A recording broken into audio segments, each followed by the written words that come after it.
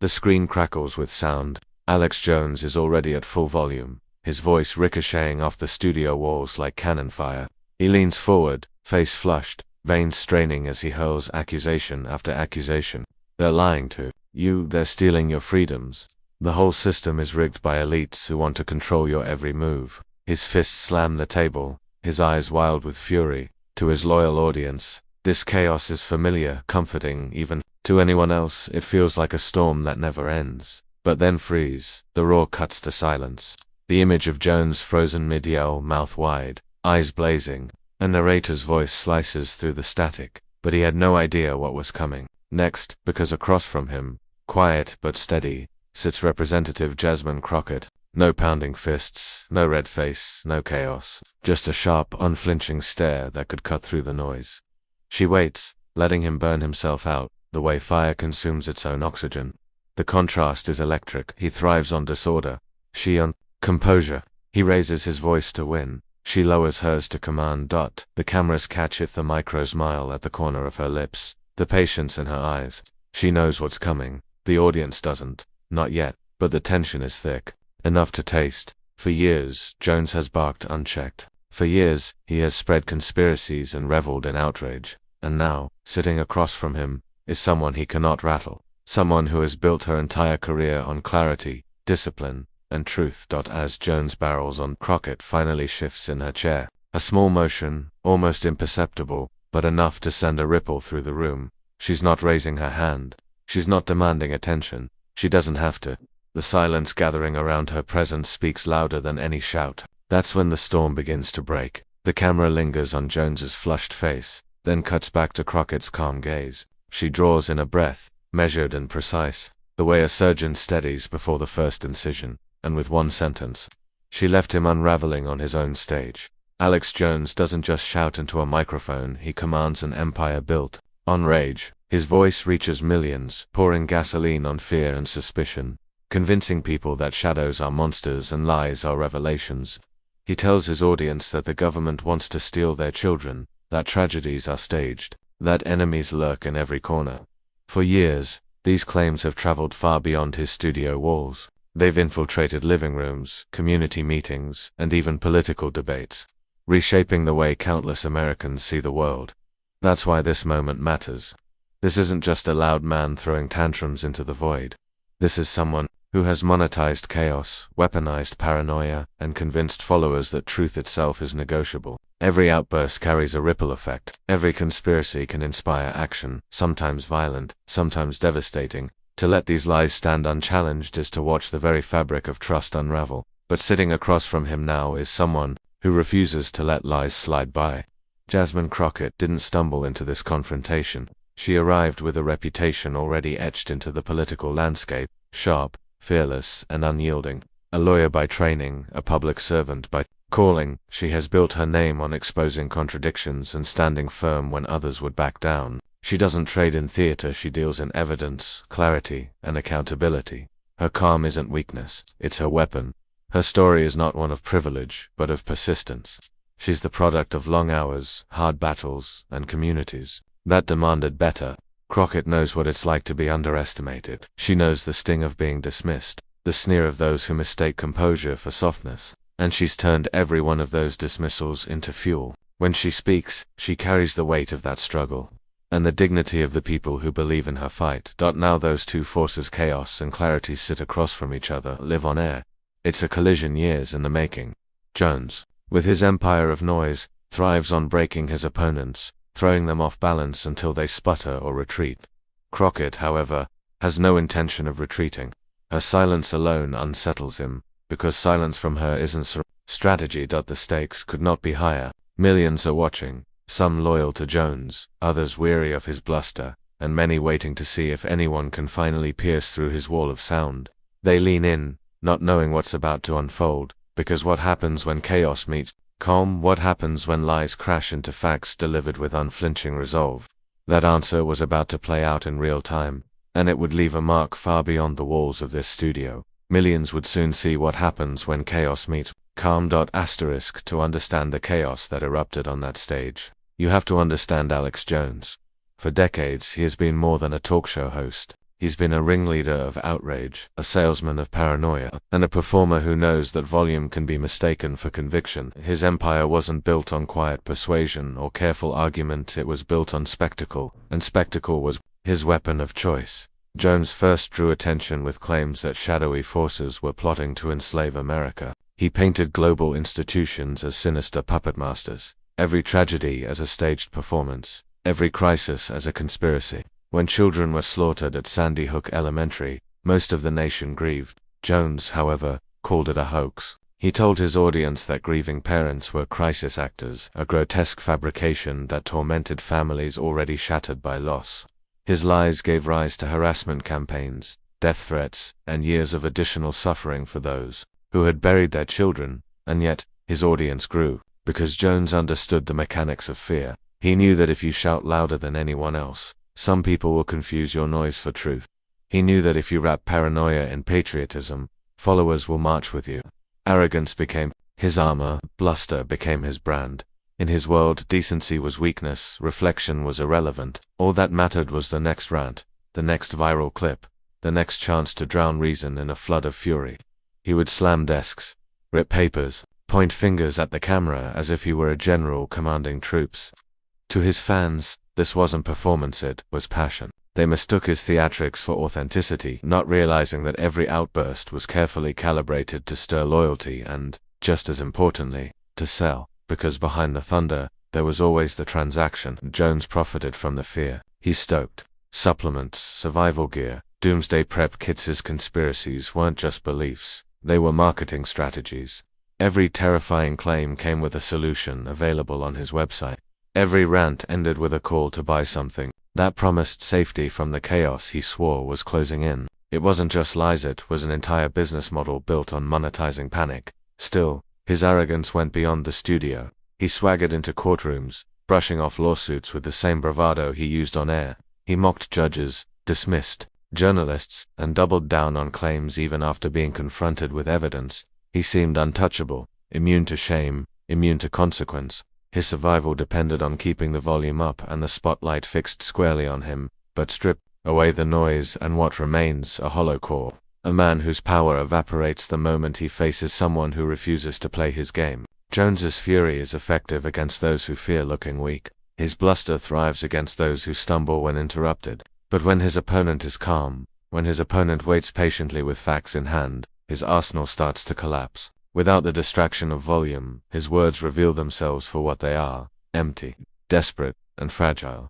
That's the secret of his playbook. Theatrics without substance, noise without weight. And for years, it worked because no one with a platform big enough had stood firmly across from him and refused to be shaken. But that day, sitting across from him under the hot studio lights, was Jasmine Crockett, a woman who had endured storms far greater than his, a woman who had no need to match his volume, because truth doesn't need to shout to be heard. She came armed not with bluster but with clarity, the very thing his empire could not withstand, and for the first time, Alex Jones's bluster was about to collide with someone he couldn't bulldoze. Jasmine Crockett's story does not begin in front of cameras or beneath the glow of studio lights. It begins in neighborhoods where opportunity was scarce, but determination ran deep. Raised in a world that demanded resilience, she learned early that silence in the face of injustice was not an option. She carried with her the lessons of a community that had been overlooked, underestimated, and yet refused to give up its dignity. That grounding became the foundation of everything she would later become: a lawyer, a legislator, and a voice that could not be ignored. Her legal career was not built in ivory towers, but in courtrooms where the stakes were often life or death. As a public defender, Crockett stood beside those society was quick to discard. She fought for people whose names would never make the news, for defendants who could not afford the protection of wealth or influence. Every case sharpened her mind and her instincts.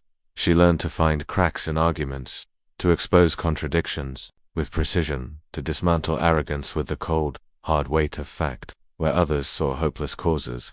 She saw human beings worth defending, and in every battle she carried the conviction that justice was not just a word in the Constitution but a promise meant to be kept.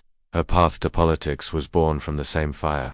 Crockett did not enter public life for vanity or status. She entered because she saw that the courtroom, though vital, was only one arena. To change the conditions that put so many lives at risk, she had to fight the system itself. And so she stepped into the political arena, carrying with her the armor of experience and the scars of 1,000 battles already fought. Naive about the cruelty of politics, she had seen the cruelty of life. That is why she never flinched. In office, her reputation grew quickly. She was unafraid to speak truth to power, unafraid to call out hypocrisy even when it came wrapped in tradition or authority. Her words cut through the haze of doublespeak because they were anchored in something stronger than ambition. They were anchored in lived experience. She knew what it meant to stand in court beside someone with nothing left to lose. She knew what it meant to look injustice in the eye and refuse to back down. That clarity made her formidable, but what made her extraordinary was not only her sharp legal mind, it was her resilience. Time and again, Crockett faced the sneers of those who doubted her, the dismissals of those who mistook calm for weakness. Each insult became another layer of armor, another reason to push forward. She didn't need to shout to be heard, because she understood that authority is not measured in decibels but in conviction. Her composure wasn't silenced. It was strength refined over years of trial by fire. And so, when she found herself preparing to face Alex Jones, she wasn't stepping into foreign territory. She had faced louder voices before. She had faced more dangerous lies before. His theatrics, his bluster, these were nothing compared to the battles she had already fought. He was just another man who believed volume could replace truth. What he didn't realize was that she had been preparing for him her entire life. Her supporters knew this. To them, Crockett represented more than a politician. She was proof that dignity could rise out of struggle, that strength could wear the face of compassion, and that truth could still stand tall in an era of distortion. She became a symbol for those who had been told to sit down, to stay quiet, to stop asking questions. Every time she spoke, she reminded them that their voices mattered too. That was the energy she carried with her into the studio. As Jones paced his stage, ready to bulldoze with volume, Crockett arrived with a weapon far more dangerous to his empire: composure. She had no need for theatrics because her very presence was the antithesis of his. Where he represented chaos, she embodied discipline. Where he shouted to cover emptiness, she spoke to reveal substance. She wasn't just a guest on his show, she was the reckoning he had long avoided. And the reckoning wasn't loud or brash. It was measured, unyielding, and rooted in a lifetime of service. The audience didn't know it yet, but the moment Crockett walked onto that set, the battle was already shifting. Because she wasn't there to trade insults. She was there to reveal the truth. When she walked onto that set, she carried not just facts but a lifetime of fighting for truth. The cameras rolled, the red light beaming, and from the very first moment Alex Jones was relentless. He came out swinging with words designed to overwhelm. His voice a tidal wave meant to drown any attempt at reason. "You're lying to the American people," he shouted, stabbing the air with his finger. "You and your party are selling this country to globalists who want to destroy everything our forefathers built." The desk shook under his fists, his voice pitched high with rage. Crockett sat across from him, unblinking. Not once did she flinch as his words filled the air like gunfire. She knew his strategy was the same one he had used for years. Interrupt, mock, drown the opponent in noise until the audience can no longer distinguish rant from reality. He barked out half-baked statistics, twisted anecdotes, even flat-out falsehoods, each delivered with the confidence of a preacher in full revival mode. But Crockett did not interrupt. She didn't try to shout over him. Instead she let him keep talking. The louder he became, the quieter she appeared. Her hands folded loosely in her lap, her gaze steady, her silence radiating authority. It was infuriating to him, intoxicating. To those watching, the contrast was stark. A man unraveling in desperation versus a woman who understood that control was its own form of power. He ridiculed her appearance, mocked her career, even sneered at her intelligence. "You think you're so smart, but you're just another puppet reading off the script they hand you." His words dripped with contempt, but his eyes darted nervously when she didn't react. The silence between his outbursts began to feel heavier, more dangerous than anything she had yet said. The tension in the studio was palpable. Producers behind the glass exchanged glances, unsure whether to intervene. Viewers at home leaned forward, some cheering his fury, others marveling at her restraint. Every second felt like a contest of wills. Jones hurled insults, but composure stole the air out of his lungs. And then came the boiling point.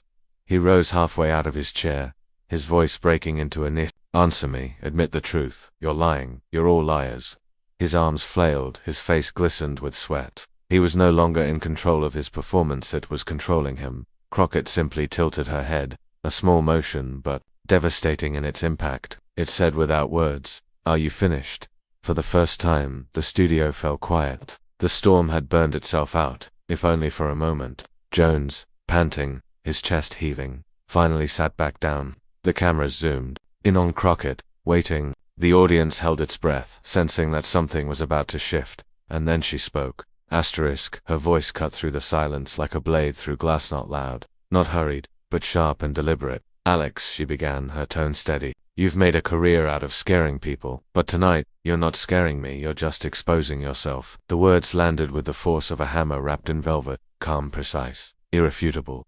Jones blinked, caught off guard. By the softness of her delivery, he leaned forward, ready to pounce, but she didn't give him the opening he craved. She moved quickly, her rhythm like a trial lawyer dismantling a hostile witness. "You said the election was stolen," she continued, eyes locked on him.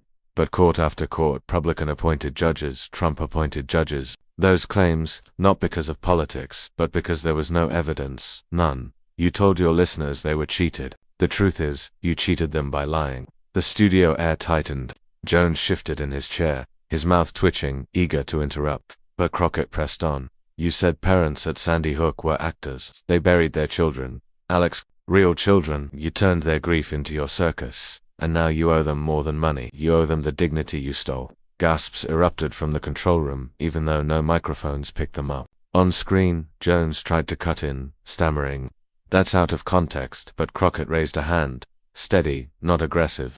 It was the universal gesture of a teacher silencing a noisy classroom, and it worked. He froze. Asterisk, she leaned forward, just slightly, enough to shift the power in the room. "He said vaccines were killing people, that the government was poisoning them. But Alex, millions of Americans are alive today because they got that shot.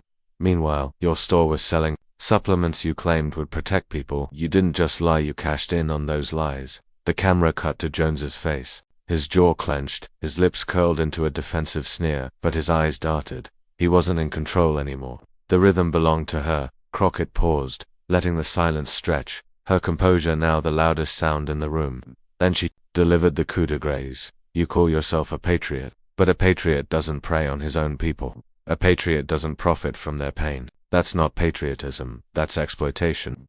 The words struck with surgical precision. Jones slammed his hand on the table, his voice booming in desperation. "That's a lie. This is a setup. You're twisting everything."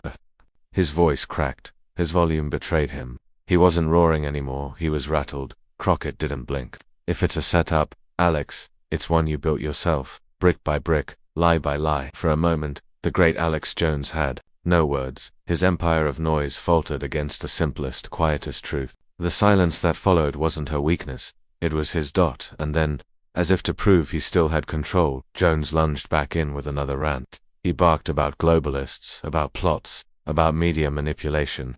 His hands flailed, his voice climbed higher, but it sounded less like conviction and more like panic. The audience could see it. A man unraveling, out of weapons, swinging blindly. Crockett waited, patient as a stormbreaker against crashing waves. When he finally paused for breath, she delivered her final blow. "Alex, every time you scream, you prove my point. You want volume to be truth, but truth doesn't need to scream. Truth stands on its own." The studio fell silent again. This time the silence wasn't forced, it was reverent.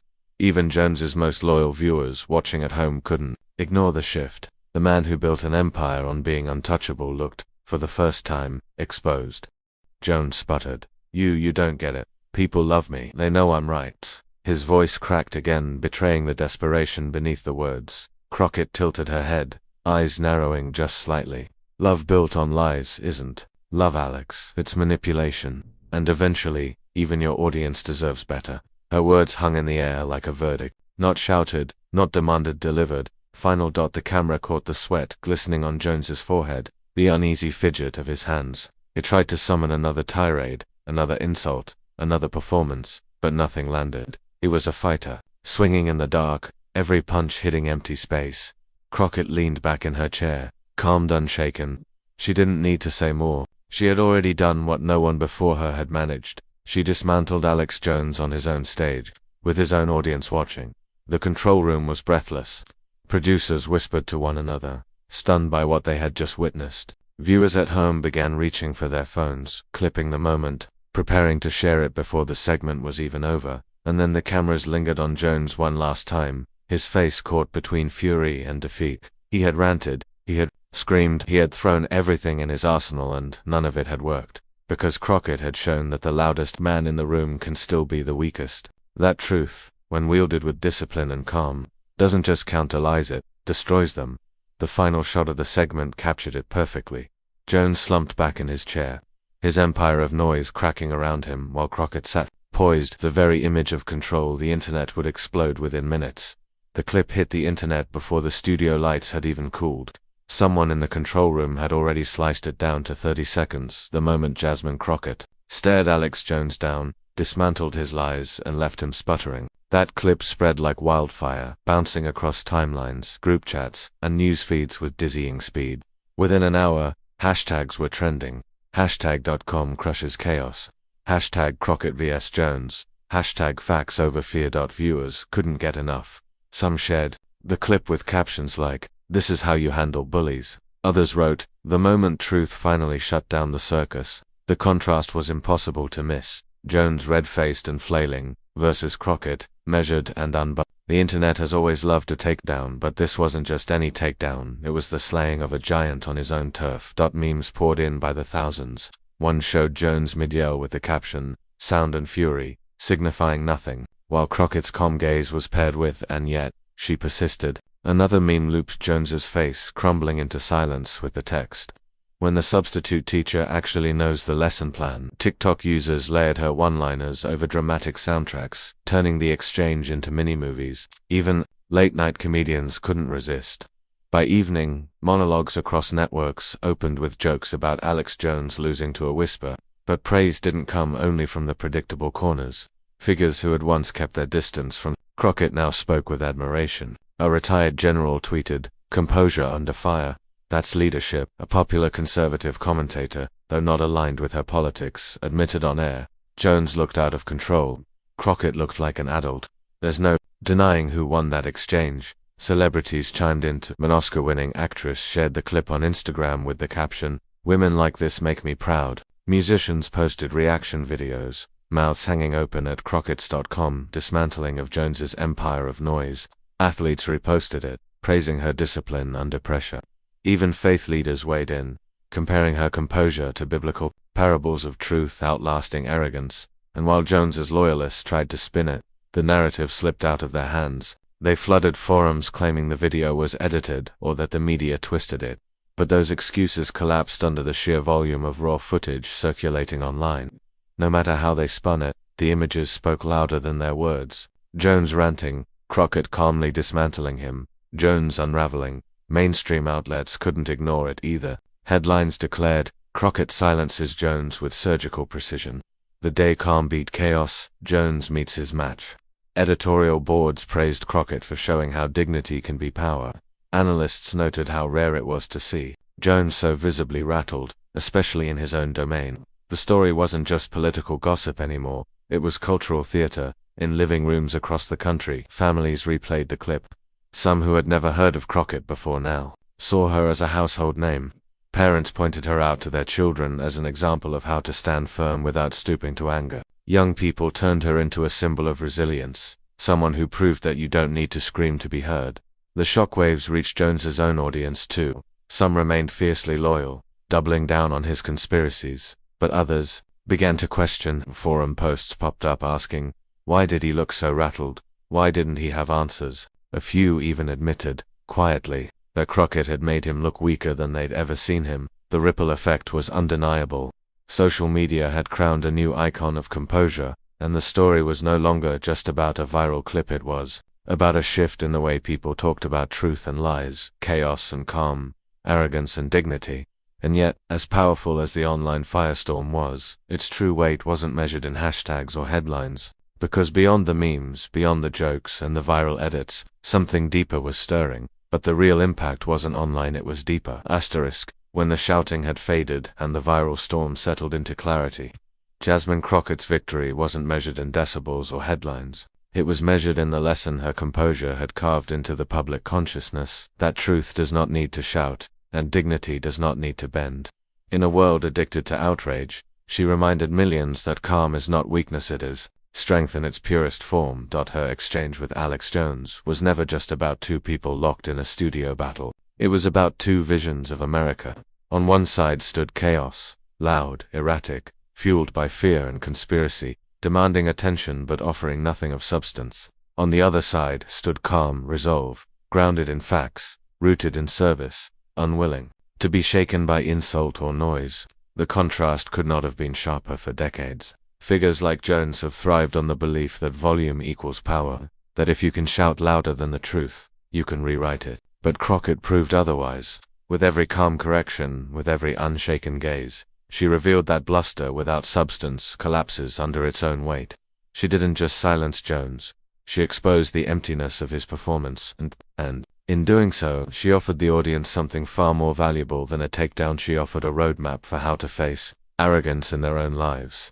The lesson reached beyond politics. It spoke to classrooms where students face bullies, workplaces where integrity is tested, dinner tables where difficult conversations unfold. Crockett's message was universal. You do not have to match chaos with chaos. You can hold your ground with clarity, with dignity, with truth. That is how real battles are won. Her composure turned into a mirror for the nation. At a time when American discourse feels louder and meaner than ever, her restraint showed that noise is not destiny. The cultural struggle we face between truth and lies, between respect and derision, between chaos and calm can be won not with more shouting, but with the steady courage to stay grounded in what is real. And that courage isn't reserved for politicians or public figures. It belongs to everyone who chooses not to be baited into anger, everyone who refuses to surrender their dignity to someone else's performance. Crockett's victory was personal, yes, but it was also collective. It was a reminder that dignity is contagious, that one person's refusal to be rattled can ripple outward and inspire countless others. The arc of her confrontation bent toward something larger than herself. In that studio, she embodied resilience shaped by years of service, sharpened by legal battles, and strengthened by community. She showed that the real measure of power is not how loud you can scream, but how unshakably you can stand. And that lesson, once seen, is impossible to unsee. By the time the dust settled, it was no longer just Crockett versus Jones. It was a parable of America itself, a choice between being consumed by chaos or reclaiming the calm that allows truth to speak. And in that parable, millions found themselves on the side of calm, on the side of truth, on the side of dignity. Her words still echo. Truth doesn't need to scream. And in an age of endless noise, that truth became revolutionary. Because Crockett didn't just win an argument, she modeled a way forward. She showed that resilience, composure, and dignity will always outlast arrogance, fear, and lies. And for a nation longing for clarity, her victory felt like more than a moment. It felt like a map. Alex Jones went nuts. He screamed, he ranted, he threw every ounce of chaos he could summon, but none of it mattered. Because Jasmine Crockett didn't need to shout. She didn't need to match his fury. With calm, steady truth, she exposed him right there, live on air for exactly what he was. And that's the lesson at the heart of this story. Noise may grab attention, but it cannot outlast dignity. Lies may shake the moment, but they cannot survive the weight of truth. Jones's meltdown was dramatic, yes, but Crockett's composure was unforgettable. In the end, her strength wasn't in raising her voice, it was in refusing to be moved by his. That contrast is more than entertainment, it's a blueprint. In our own lives, we face voices like Jones's, loud, manipulative, desperate for dominance, and like Crockett, we each have the choice to stand our ground, to answer chaos with calm, to let truth not volume carry the day. So, if this moment struck you, if you saw in Crockett's composure the kind of strength America needs more of, then don't let it stop here. Share this story, pass it on. Let others see what it looks like when calm dismantles chaos. And if you want more stories like this, myths where dignity rises above arrogance, where truth outlasts noise, then hit subscribe. Be part of a community that refuses to bow to lies, that chooses calm strength over empty bluster, because Crockett's victory wasn't just hers. It was a reminder of what we all carry within us, the power to stand tall, to stay steady, and to let truth speak louder than any scream. Stand for calm strength. The world is watching.